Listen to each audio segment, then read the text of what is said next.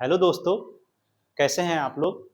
उम्मीद करते हैं कि अच्छे होंगे और आपकी पढ़ाई अच्छी चल रही होगी। आज की वीडियो में हम एटमॉस्फेरिक प्रेशर के बारे में पढ़ेंगे और प्रेशर के कौन कौन से यूनिट होते हैं इसके बारे में डिस्कस करेंगे।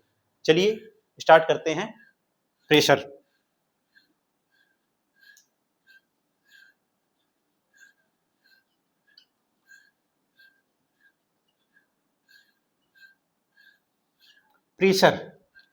प्रेशर सबसे पहले हम प्रेशर की एसआई यूनिट को देखेंगे। प्रेशर का एसआई यूनिट क्या होता है।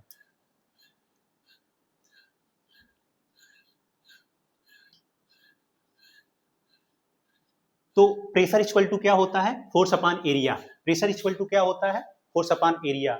पर यूनिट एरिया पे जो फोर्स लगता है उसी को क्या कहते हैं, प्रेशर कहते हैं। पर यूनिट एरिया पे जो फोर्स लगता है उसी को क्या कहते हैं, प्रेशर कहते हैं। अब फोर्स का यूनिट क्या होता है, फोर्स का यूनिट होता है न्यूटन। एरिया का यूनिट क्या होता है, मीटर स्क्वायर। अगर इन दोनों को कंबाइन करेंगे तो क्या हो जाएगा, न्यूटन मीटर पर -2, न्यूटन मीटर पर -2। और इसी को क्या कहा जाता है, पास्कल। पास्कल न्यूटन मीटर पे -2 को ही क्या कहा जाता है, पास्कल। और इसको स्मॉल पीए से लिखा जाता है। और ये क्या होता है, एसआई यूनिट होता है। प्रेशर का एसआई यूनिट होता है। ये जो पास्कल होता है, ये पास्कल क्या होता है, एसआई यूनिट होता है। प्रेशर का एसआई यूनिट होता है। ठीक है, तो प्रेशर क्या हो गया, पर यूनिट एरिया पे जो फोर्स लगता है उसी को क्या कहते हैं, प्रेशर कहते हैं। क्या कहते हैं, प्रेशर। जैसे सपोज दैट कि एक कंटेनर है, एक कंटेनर हम लिए हैं, इसमें गैस, कोई गैस है, कोई गैस भरी हुई है। तो ये जो एक कंटेनर है इसमें कोई गैस है, तो ये गैस के पार्टिकल की काइनेटिक एनर्जी क्या होती है, बहुत ज्यादा होती है। गैस के पार्टिकल अपने आप गैस के पार्टिकल अपने आसपास में भी कोलाइड करेंगे और इस कंटेनर के वॉल से भी कोलाइड करेंगे। ठीक है, तो गैस के पार्टिकल अपने आपस में भी टकराएंगे और इस कंटेनर के वॉल पे भी क्या करेंगे, टकराएंगे, कोलाइड करेंगे, कंटेनर के वॉल से भी कोलाइड करेंगे। ठीक, तो सपोज दैट कि जो फोर्स लगा रहा है, पार्टिकल जो फोर्स लगा रहा है, 10 न्यूटन का फोर्स लगा रहे हैं गैस के पार्टिकल। और एरिया जो दिया हुआ है, एरिया दिया है 10 मीटर स्क्वायर। एरिया दिया है 10 मीटर स्क्वायर। तो गैस के पार्टिकल जो फोर्स लगा रहे हैं कंटेनर पर, अगर फोर्स अगर 10 न्यूटन है और जो एरिया है इस कंटेनर का 10 मीटर स्क्वायर है, तो यहां से प्रेशर क्या हो जाएगा, प्रेशर हो जाएगा force upon area. Force upon area, तो फोर्स कितना है, 10 न्यूटन। ये क्या है, ये फोर्स है, और ये क्या है, एरिया। तो फोर्स कितना है, 10 न्यूटन। एरिया कितना है, 10 मीटर स्क्वायर। तो ये क्या हो गया, यहां से गया न्यूटन मीटर -2 आ गया। ठीक है, कितना आ गया, 1 न्यूटन मीटर। तो ये क्या हो गया, प्रेशर का एसआई यूनिट हो गया। ठीक है, प्रेशर का क्या हो गया, एसआई यूनिट हो गया, न्यूटन मीटर इनवर्स। अब ज्यादातर हम क्या, एसआई, ये पास्कल जो होता है इसको नहीं इस्तेमाल करते हैं। हम ज्यादातर एक यूनिट को इस्तेमाल करते हैं प्रेशर को, एटीएम। अब एटमॉस्फेरिक प्रेशर जिसको कहते हैं, तो आइए उसके बारे में हम देखते हैं। तो इसके लिए हमको इसको थोड़ा इरेज करते हैं। अब एटमॉस्फेरिक प्रेशर के बारे में देखते हैं कि एटमॉस्फेरिक प्रेशर क्या होता है। ठीक,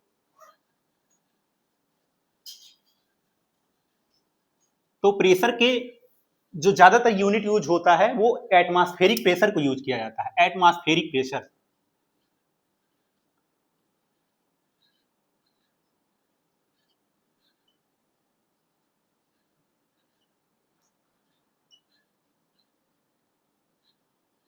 एटमॉस्फेरिक प्रेशर, इसी को शॉर्ट फॉर्म में कहा जाता है एटीएम। बहुत ज्यादा यूज होने वाला ये यूनिट होता है एटीएम, प्रेशर के रिस्पेक्ट में। तो एटमॉस्फेरिक प्रेशर क्या होता है, एटमॉस्फेरिक प्रेशर को समझते हैं।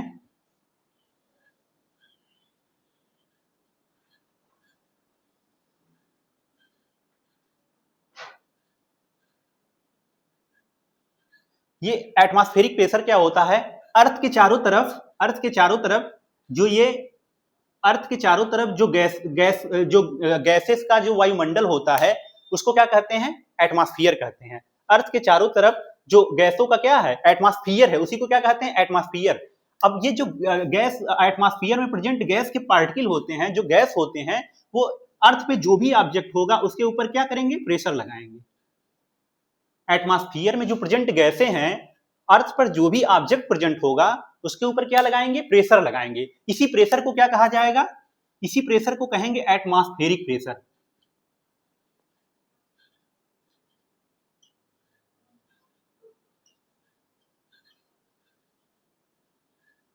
ठीक है, तो अर्थ के अराउंड क्या होगा, गैस के पार्टिकल जो होंगे, अर्थ के एटमॉस्फेयर में जो गैस के पार्टिकल होंगे, अर्थ पे जितने भी ऑब्जेक्ट प्रेजेंट रहेंगे उसके ऊपर क्या लगाएंगे, एक प्रेशर लगाएंगे। उसी को क्या कहेंगे, एटमॉस्फेरिक प्रेशर। ठीक है, बेसिकली होता क्या है कि जो गैस के पार्टिकल होते हैं एटमॉस्फेयर में, ये हमसे जब टकराएंगे तो हमारे ऊपर क्या, एक मोमेंटम जनरेट करेंगे, एक फोर्स लगाएंगे, और उस फोर्स पर यूनिट एरिया को ही क्या कहते हैं, प्रेशर कहते हैं। उस फोर्स पर यूनिट एरिया को ही क्या कहते हैं, प्रेशर कहते हैं। ठीक है, तो इसी को साइंटिस्ट इतने स्मार्ट थे, इतने इंटेलिजेंट थे, इसी को एक यूनिट बना दिए, एटमॉस्फेरिक प्रेशर को ही एक यूनिट बना दिए। अब यूनिट बना दिए तो उसका कोई वैल्यू फाइनाइट, उसका कोई वैल्यू होना चाहिए। तो आइए देखते हैं वो वैल्यू कैसे फाइंड आउट किया जाएगा। तो ये वैल्यू फाइंड आउट करने के लिए एक इंस्ट्रूमेंट का यूज किया जाता है जिसको कहा जाता है बैरोमीटर। बैरोमीटर के हेल्प से हम इस फोर्स के यूनिट को हम निकालेंगे। ठीक है, तो आइए देखते हैं बैरोमीटर का कंस्ट्रक्शन कैसे होता है। ये बात समझ गए होंगे आप। ठीक है, अब बैरोमीटर कैसे वर्क करता है, कैसे इसका काउंट किया जाता है। बैरोमीटर बेसिकली होता क्या है,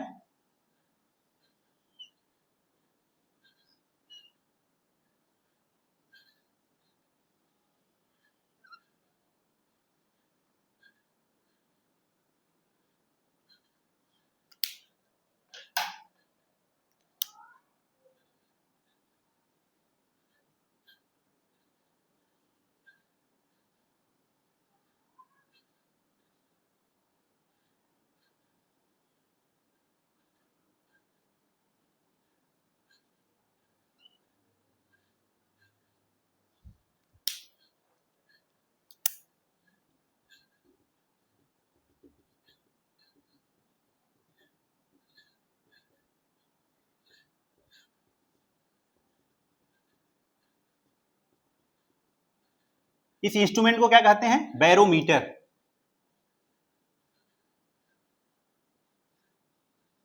इंस्ट्रूमेंट को क्या कहते हैं, बैरोमीटर। बेसिकली ये क्या होता है कि ये एक कंटेनर होता है, एक कंटेनर होता है। इसमें क्या भरा हुआ होता है, इस कंटेनर में, इस कंटेनर में लिक्विड मरकरी भरा होता है। ये जो भरा हुआ है क्या है, ये जो भरा हुआ है इसमें, ये लिक्विड मरकरी होता है। ये क्या है, Hg, लिक्विड मरकरी है, लिक्विड फॉर्म में मरकरी भरा हुआ है। ठीक है, और ये क्या होता है, एक ट्यूब होता है, इन्वर्टेड यू शेप में एक ट्यूब होता है। ठीक है, तो इसको क्या किया जाता है, ओपन एटमॉस्फेयर में रख दिया जाता है। इसको खुले में इस बैरोमीटर को रख दिया जाता है। जब इसको ओपन एटमॉस्फेयर में रख दिया जाता है तो क्या होता है, जो एटमॉस्फेयर में प्रेजेंट गैसें होती हैं इस पे एक प्रेशर लगाती हैं। ठीक है, एटमॉस्फेयर में जो प्रेजेंट गैसें हैं इस पे प्रेशर लगाएंगी। अब इस पे प्रेशर लगाएंगी तो क्या होगा, ये जो लिक्विड मरकरी है ये इस ट्यूब में ऊपर ऊपर चढ़ने लगेगा। ट्यूब में क्या होगा, ऊपर चढ़ने लगेगा। जो ये मरकरी भरा है ये ट्यूब में ऊपर चढ़ने लगेगा। जो मरकरी है ये ट्यूब में ऊपर की तरफ,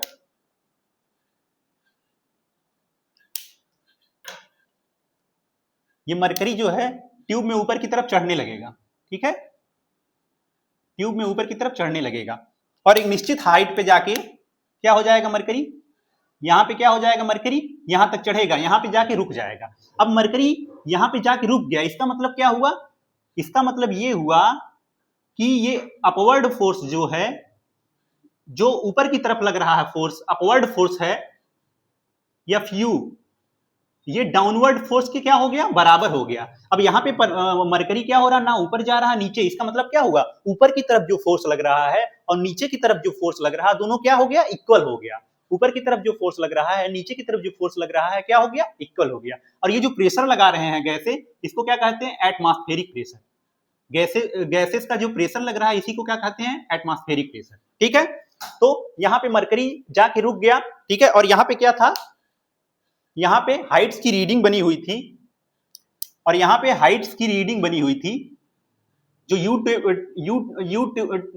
यू आकार का ये जो ट्यूब है, इस पे हाइट्स की रीडिंग बनी हुई थी, और इससे क्या पता चला कि ये मरकरी कहां तक चढ़ा।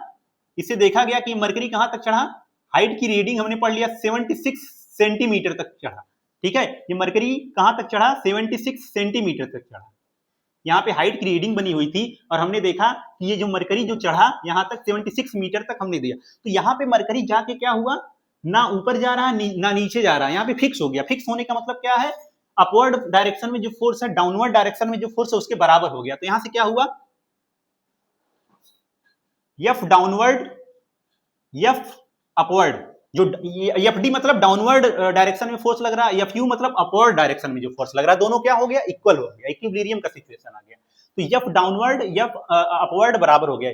डाउनवर्ड डायरेक्शन में जो अर्थ पे जितने भी ऑब्जेक्ट प्रेजेंट है, डाउनवर्ड डायरेक्शन में कौन सा फोर्स लगता है, एक ही फोर्स लगता है, ग्रेविटी का फोर्स लगता है। तो एफ डाउनवर्ड क्या हो गया, एम जी। एम क्या है, मास, क्या है मास, जी क्या है, एक्सेलरेशन अंडर ग्रेविटी, जी क्या है, एक्सेलरेशन अंडर ग्रेविटी। यहां से क्या हो गया, ये mg हो गया। अपवर्ड डायरेक्शन में क्या लग रहा है, अपवर्ड डायरेक्शन में देखते हैं तो प्रेशर क्या होता है, pressure equal to force upon area होता है।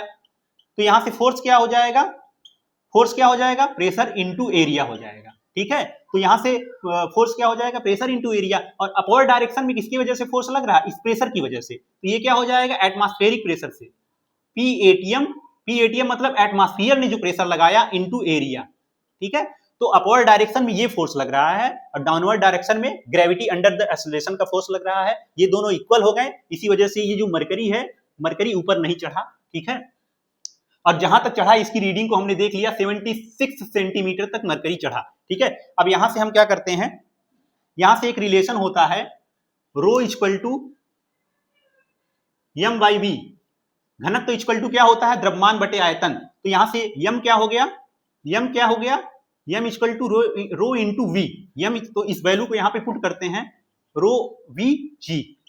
ठीक है, rho V G equal to P ATM atmospheric pressure into A. और वॉल्यूम क्या होता है, वॉल्यूम क्या होता है, एरिया इंटू हाइट होता है। वॉल्यूम क्या होता है, एरिया इंटू हाइट होता है। वॉल्यूम जो होता है एरिया इंटू हाइट होता है। तो एरिया इंटू हाइट होता है, वॉल्यूम की जगह पर हम यहां पे क्या रखेंगे, area into height into g equal to P atm गुणे ए। तो यहां से क्या हो जाएगा, ए से ए कैंसिल आउट हो जाएगा। तो पी एटीएम एटमॉस्फेरिक प्रेशर हमको क्या मिल जाएगा, रो एच जी। ठीक है, क्या मिल गया, रो एच जी। ठीक है, तो एटमॉस्फेरिक प्रेशर हमको क्या मिल गया, रो एच जी। ठीक है, यहां एच क्या बता रहा है, यहां एच क्या बता रहा है, एच बता रहा है आपका डेंसिटी ऑफ मरकरी। एच किसको बता रहा है, इस मरकरी की डेंसिटी को बता रहा है। एच क्या बता रहा है, हाइट तक, किस हाइट तक मरकरी चढ़ा, कितना चढ़ा, 76 मीटर, 76 सेंटीमीटर तक मरकरी चढ़ा, एच हाइट को बता रहा है। और जी क्या है, जी कांस्टेंट वैल्यू है, एक्सेलरेशन अंडर ग्रेविटी, जी क्या है, कांस्टेंट वैल्यू है। तो यहां से जब देखा गया 1 एटीएम का वैल्यू कितना आया, इसको हमको इरेज करना पड़ेगा। ठीक है, अब इसके आगे हमको इसको इरेज करते हैं। ठीक है,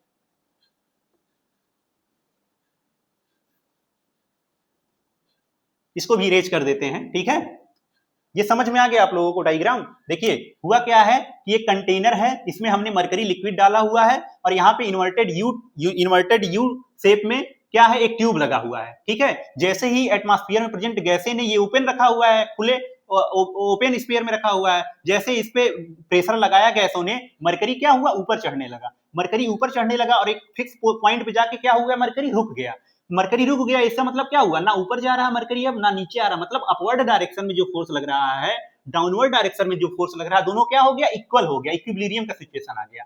ठीक है, और यहां से रीडिंग, यहाँ पे हाइट की रीडिंग बनी हुई थी, यहां से देखा गया कि मरकरी कितना चला, 76 सेंटीमीटर हाइट तक चढ़ा। ठीक है, ठीक है, तो इस डायग्राम को हमको इरेज करते हैं, आगे समझते हैं। फिर बैरोमीटर इंस्ट्रूमेंट से हम इस वैल्यू को निकाल रहे हैं, फाउंड आउट कर रहे हैं। ठीक है, तो यहां से पी एटीएम क्या आ गया, रो एच जी। अब यहां से देखा गया 1 एटीएम का वैल्यू कितना आया है, देखा गया 1 एटीएम का जो वैल्यू आया है, 1 एटीएम का वैल्यू आया 76 सेंटीमीटर एच जी।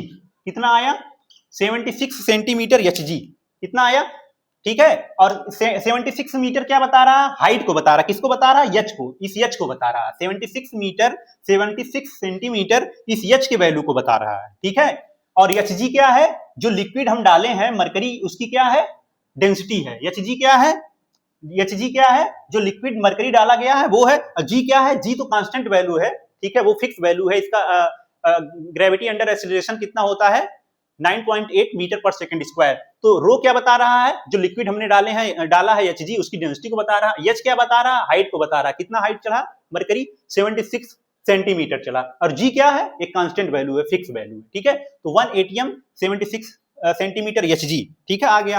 अब एक रिलेशन होता है, हम देखते हैं 1 मीटर में क्या होता है, 1 मीटर इक्वल होता है 1000 सेंटीमीटर के। 1 मीटर इक्वल होता है 1000 सेंटीमीटर के, ठीक है। और 1